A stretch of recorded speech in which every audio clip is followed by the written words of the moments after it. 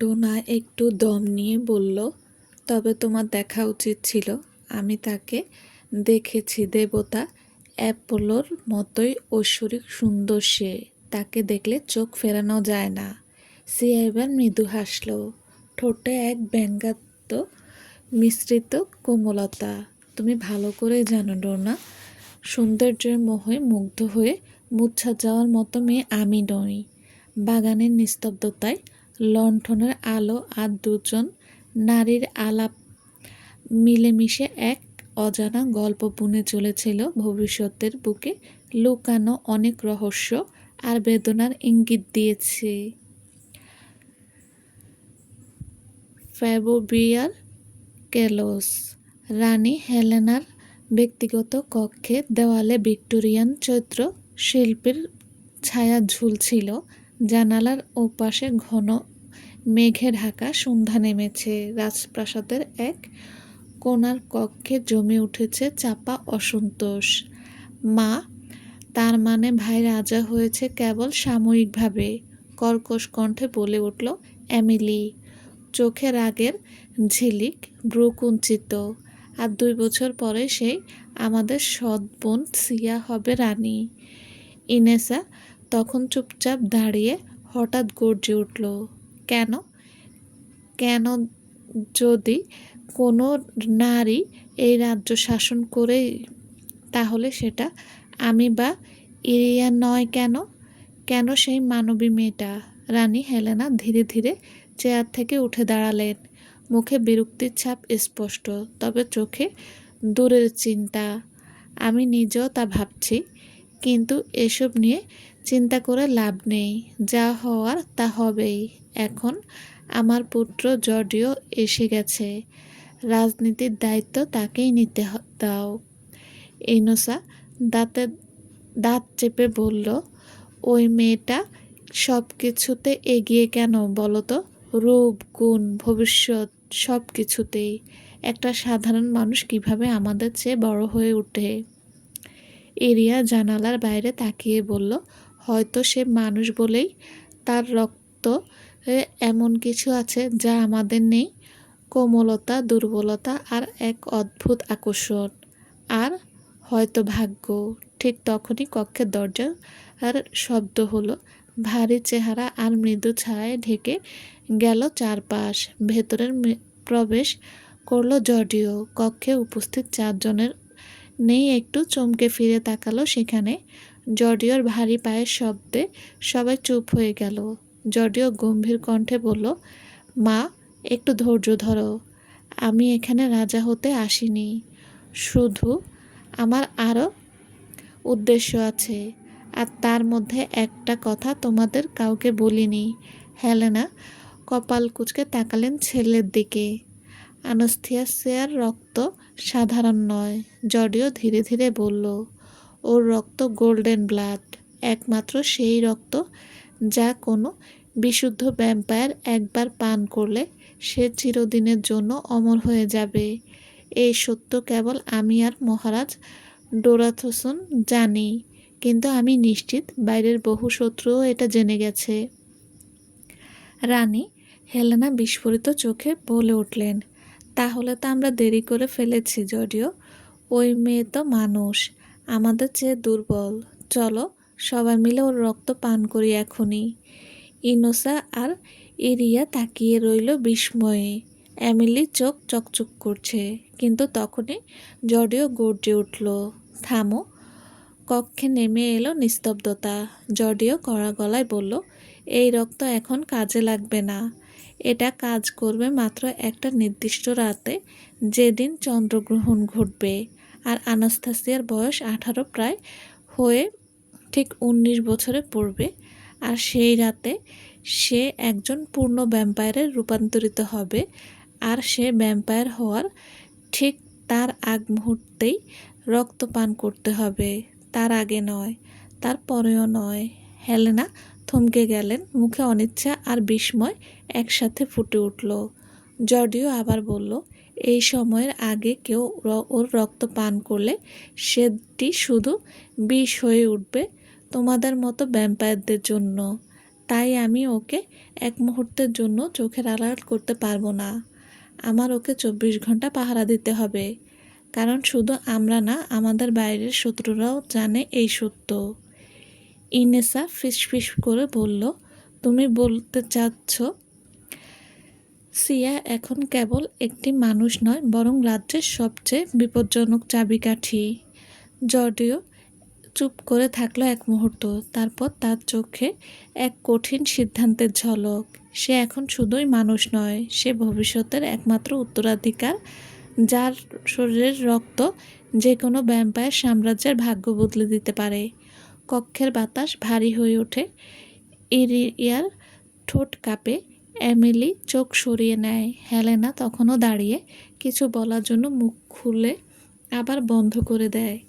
জর্ডিও ধীর পেছন ফিরে বলে, আমার পথ কঠিন, কারণ আমাকে তাকে রক্ষা করতে হবে তোমাদের সবার হাত থেকেও, কারণ ওর রক্তের ঘ্রাণ আমি আর রাজা ডোরাথোস ছাড়া কেউ সহ্য করতে পারবে না, তোমরাও না।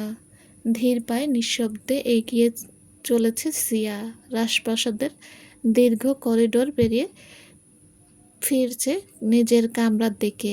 সন্ধ্যার ম্লান আলোয় দুর্গের আয়নায় ভেসে উঠেছে তার মুখ, একেবারে শান্ত, ভাবলেশহীন সে।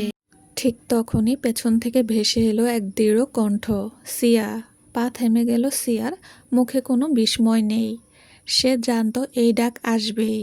সিয়া ডান দিকে ঘুরে নিঃশব্দে প্রবেশ করলো ডোরাথোসের কক্ষে। জি বাবা।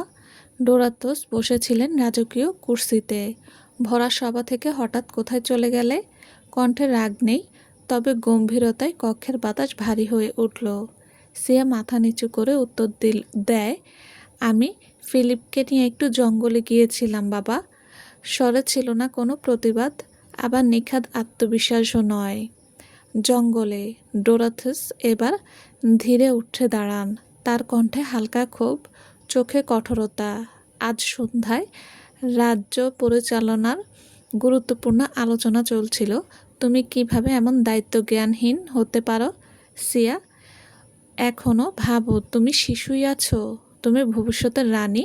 তোমাকে এখন থেকেই শিখতে হবে, জানতে হবে, অংশ নিতে হবে প্রতিটি সিদ্ধান্তে। সিয়া মাথা নিচু করে, কিন্তু তার ঠোঁট দুটো শক্তভাবে চেপে ধরা। কিন্তু বাবা, এইসব জিনিস আমার কাছে খুব ক্লান্তিকর লাগে।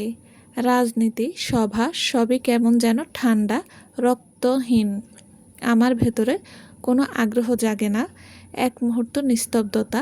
ডোরাথোস তাকিয়ে থাকেন তার একমাত্র কন্যার দিকে, চোখে দুঃখ নিয়ে।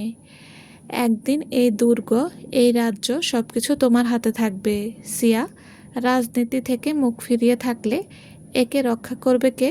তারপর হঠাৎ গলা নিচু করল, অন্য সুরে প্রশ্ন করেন, তোমার ভাই নতুন মহারাজ জর্ডিওর ওর সঙ্গে দেখা করেছ? না বাবা, আমি কিছুক্ষণ আগেই ফিরেছি, খুব ক্লান্ত লাগছে, বিশ্রাম নেই, মাঝরাতে গিয়ে তার সঙ্গে দেখা করব। ডোরাথোস হালকা মাথা নাড়লেন, চেহারায় ক্লান্তির ছাপ। ঠিক আছে, যাও, বলেই তিনি ধীরে ফিরে যান নিজের শয্যার দিকে। সিয়া নিঃশব্দে বেরিয়ে আসে কক্ষ থেকে। তার চোখে কোনো ভয় নেই, কেবল এক অদৃশ্য ভাঁজ যেন জমে আছে কপালের ভাঁজে। রাতের তৃতীয় প্রহর, রাত গভীর। চাঁদের আলো মেঘের ফাঁক গলে নিচে নামছে। প্রাসাদের পাথুরে করিডোরে ছায়া ফেলছে স্তব্ধ আলো ছায়া। 3 প্রহরের নীরবতা ভেঙে ধীর পায়ে সিয়া হেঁটে আসে জর্ডিওর কক্ষের দিকে। আজ তার সঙ্গে প্রথম সাক্ষাৎ হবে নতুন মহারাজ, তার সৎ ভাই। কিন্তু কক্ষের দ্বারে পৌঁছতেই 2 প্রহরীর একজন সামনে এসে দাঁড়ায়। থামুন রাজকুমারী সিয়া। সিয়া ভ্রু কুঁচকে প্রশ্ন করে, কি হলো প্রহরী? হঠাৎ আমায় আটকালে কেন? আমি তো এসেছি তোমাদের নতুন রাজার সঙ্গে সাক্ষাৎ করতে। প্রহরী একটুখানি ইতস্তত করে মাথা নিচু করে বলল, মাফ করবেন রাজকুমারী সিয়া, এই মুহূর্তে কাউকে ভেতরে যেতে নিষেধ করেছেন নতুন মহারাজ। সিয়া এবার ঠান্ডা গলায় জানতে চায়, কারণ কি? প্রহরী নতস্বরে উত্তর দেয়, উনি এখন গোসলে ব্যস্ত।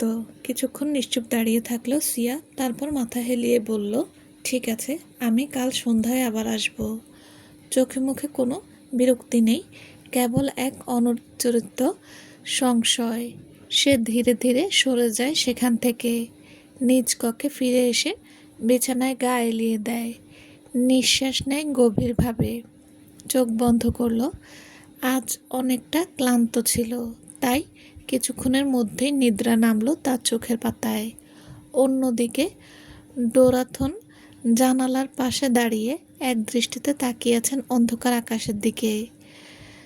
নীরবতা ভেঙে ধীরে ধীরে মুখ ফেরান তিনি। পেছনে দাঁড়িয়ে থাকা প্রথম স্ত্রী অ্যাপিমিয়ার দিকে। তুমি কি মনে করো আমি ঠিক সিদ্ধান্ত নিয়েছি? কণ্ঠে ক্লান্তি, আবার ভেতরে ভেদ করতে চাওয়া এক অভ্যন্তরীণ দোলাচল। অ্যাফিমিয়া সোজা হয়ে দাঁড়ান, মাথা নিচু করে বলেন, মহারাজ, আপনার প্রতিটি সিদ্ধান্ত শুভ ফল আনে, তাতে কোনো সন্দেহ নেই। আমি বিশ্বাস করি জর্ডিওর মধ্যে আপনি এমন কিছু দেখেছেন যা আমাদের অন্য পুত্রদের মধ্যে আপনি পাননি। তার মধ্যে আছে নেতৃত্বের দীপ্তি। ডোরাথস স্ত্রীর দিকে তাকিয়ে থাকেন। গভীর প্রশান্তির ছায়া নামে তার মুখে। তুমি কখনো আমার সিদ্ধান্তকে প্রশ্ন করো না। তোমার এই বিশ্বাস, এটি আমার শক্তি। মোমবাতির আলোয় তাদের ছায়া দেওয়ালে দেখা যায়, একদিকে রাজ্যের ভবিষ্যৎ এগিয়ে চলে অজানা পথে, আর অন্যদিকে কারো ঘুম ভাঙে না, না না প্রাসাদের রাজকুমারীর, না মহারাজের। সকাল 10 প্রহর। আড়মোড়া ভেঙে ঘুম ভাঙে সিয়ার। চোখ খুলতেই জানালার পর্দা সরিয়ে দেয়। সাথে সাথে সকালের সোনালি রোদ এসে পড়ে তার কক্ষটির কোণে। সে বড় করে এক নিঃশ্বাস নেয়। বাতাসে ভেসে আসছে বাগানের গোলাপ আর নার্গিস ফুলের সুবাস, যেন শৈশবের কোনো স্মৃতির মতোই। গোসল শেষে সে পরিধান করলো সাদা রঙের হাঁটু পর্যন্ত গাউন, পায়ে লম্বা কালো বুট। ঠোঁটের কোণে পড়ে থাকে সেই গাঢ় বাদামি তিল, যেটা তার সৌন্দর্য গোপন ছাপ।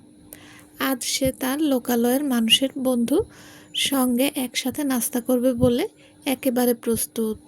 তার প্রতিবাদটি হয়ে নিল। এই সময় দুর্গে আছে কেবল প্রহরী আর দাসদাসীরা, যারা সবাই মানব। বাকি তার পরিবারের ভ্যাম্পায়াররা কফিনে গভীর নিদ্রায়। সিঁড়ি বেয়ে নিচে নামতে নামতে হঠাৎ একটা অদ্ভুত ছায়া তার চোখের পাশ দিয়ে চলে যায়। সে দাঁড়িয়ে পড়ে। তার কর্ণকুহরে আসে পাশের এক কামরার ভেতর থেকে শব্দ, তার বাবা মায়ের কামরা, যেটি দিনের বেলা কেউ ব্যবহার করে না। সাহস করে সিয়া ধাক্কা দিয়ে দরজা খুলে ফেলল। আর তখনই চমকে ওঠে। ভেতরে দাঁড়িয়ে আছে এক লম্বা পুরুষ, কালো ওভারকোট, মোটা মোড়া চুল হালকা বেঁধা, পেছন ফিরে দাঁড়িয়ে আছে। অচেনা হলেও তার শরীর থেকে ভেসে আসছে এক অদ্ভুত গন্ধ, আম্বারের উষ্ণ ধোঁয়া, যেন আগুনে পোড়া রোদে গলে যাওয়া সোনালি রঙের মতো। সেই গন্ধে আছে নেশা ধরানো উষ্ণতা, যেন কোনো অদৃশ্য আলিঙ্গন সিয়ার গলায় পেঁচিয়ে বসেছে। এর সাথে মিশেছে ওদের রাজকীয় কাঠের গাঢ়তা, প্রাচীন জঙ্গলের অমোঘ ডাকের মতো। আর তার গভীরে লুকিয়ে আছে রক্তভেজা গোলাপের তীব্র লাল ঘ্রাণ, ভয়ঙ্কর অথচ মোহনীয়। গন্ধটা যেন নিঃশ্বাসের সাথে সিয়ার ভেতরে ঢুকে পড়ল। তার বুক দ্রুত ওঠানামা করতে লাগলো, চোখ ঝাপসা হয়ে এলো। মুহূর্তে সিয়া বুঝল সে এই অপরিচিত ঘ্রাণের বাঁধনে আটকে যাচ্ছে, এক অদ্ভুত মোহে পড়ে যাচ্ছে। সিয়ার শরীর কেঁপে ওঠে। অজান্তেই ফুলদানিতে রাখা গোপন তলোয়ার তুলে আক্রমণ করতে যায়, কিন্তু মুহূর্তেই সেই পুরুষটি তার হাত খপ করে ধরে ফেলে, এক ঝটকায় নিজের দিকে টেনে আনে। সিয়া ভারসাম্য হারায় আর পড়ে যেতে নেয় মেঝেতে। ঠিক তখনই এক শক্তিশালী বরফের মতো শীতল হাত তার কোমর ধরে ফেলেছে। সিয়া এক হাত দিয়ে নিজের চোখ ঢেকে ফেলে পড়ে যাওয়ার ভয়ে, আর মুহূর্তে সে অনুভব করে সে পড়েনি। তারপর ধীরে ধীরে সে চোখ খুলে দেখে নিজের মুখের একেবারে কাছে সেই পুরুষ। নিঃশ্বাসে নিঃশ্বাস মিশে যায় তাদের। সেই পুরুষটির চোখ জোড়া ও কোয়া রঙের সবুজ আর নীলের এক জাদুকরী সমাহার। সিয়ার চোখ যখন তার চোখে আটকে গেল তখন মনে হলো সে যেন প্রকৃতির কোনো রহস্যময় দৃশ্য দেখছে। একোয়া রঙের সেই চোখ জোড়াগুলো ঠিক যেন ভোরের প্রথম আলোয় রোদ মেটানো নীল হ্রদ। মাঝে মাঝে তাতে খেলা করছে গভীর সমুদ্রের সবুজ আভা, আবার কখনো ঝড়ের আগে আকাশের ধূসর নীল। সিয়ার মনে হলো এই চোখে একসাথে প্রশান্তি আছে, যেমনটা আছে নির্জন ঝর্ণা স্রোতে, আবার আছে তীব্র ঝড়ের তাণ্ডব যা সব কিছু ভাসিয়ে নিয়ে যায়।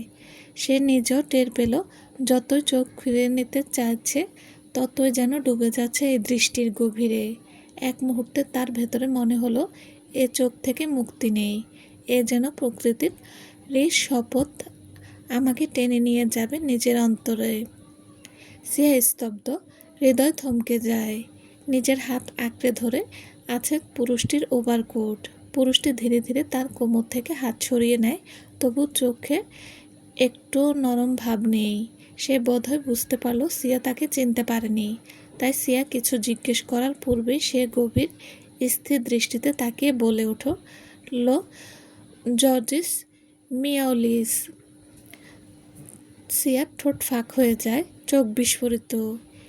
এই ভ্যাম্পায়ারও হয়েও দিনের আলোয় দাঁড়িয়ে আছে অবলীলায়, সূর্যের কোনো প্রভাব নেই তার গায়ে। সিয়া ধীরে বলল, আপনি দিনের আলোয়। জর্জিও হেসে ওঠে, এক রহস্যময় প্রশস্ত হাসি। আমি সাধারণ রক্তচোষা নই, আমার রক্তে যা বইছে তা আমাদের জাতির কেবল নির্বাচিতদের মধ্যেই দেখা যায়। আমি দিনের আলোয় বাঁচতে পারি, মানুষের মতো সব কিছু অনুভব করতে পারি। এক মুহূর্ত থেমে সিয়া কঠিন গলায় বলে, আপনি বাবার কামরায় এই সময় কি করছেন? প্রহরী বলেছিল তুমি গতরাতে আমার কামরায় এসেছিলে, কিন্তু ফিরে গিয়েছিলে। আমি ভেবেছিলাম তোমার সঙ্গে দেখা করব, কিন্তু একটা কাজ ছিল, তাই আমি বাবার কক্ষে এসেছি। জর্জিও সোজাসাপটা উত্তর দিল, আমি লোকালয়ে যাচ্ছি। সিয়া মুখ ঘুরিয়ে বলল। জর্জিও ঠোঁটে তাচ্ছিল্যের হাসি আনে, ওহ হ্যাঁ, তুমি তো একজন সাধারণ মানবী।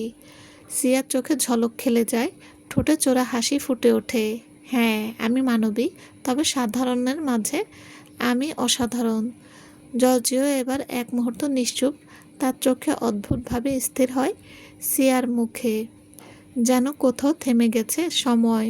হঠাৎ তার চোখ একটু সংকুচিত হয়। সে স্পষ্টভাবে টের পায় এই মেয়েটির শরীর থেকে আসছে এক বিশেষ ঘ্রাণ, এই মোহময়ী আকর্ষণ। সিয়ার গোল্ডেন ব্লাড, যে রক্ত পান করলে এক ভ্যাম্পায়ার পেতে পারে চিরন্তন অমরত্ব, আর সে রক্তের সুবাস এখন চারপাশে, তাকে পাগল করে দিচ্ছে। জর্জিও এমন এক ভ্যাম্পায়ার যার ঘ্রাণ শক্তি অনেক বেশি প্রখর। জর্জিও দ্রুত মুখ সরিয়ে নেয়, তার দৃষ্টি হয়ে ওঠে ঠান্ডা। চলবে। আসসালামু আলাইকুম। গল্পটা কেমন লেগেছে প্লিজ জানাবেন। আর হ্যাঁ, যারা এখনও আমার চ্যানেল সাবস্ক্রাইব করেননি তারা চ্যানেলটা সাবস্ক্রাইব করে দেবেন। পাশে থাকার জন্য ধন্যবাদ। সবাই ভালো থাকবেন। আল্লাহ হাফেজ।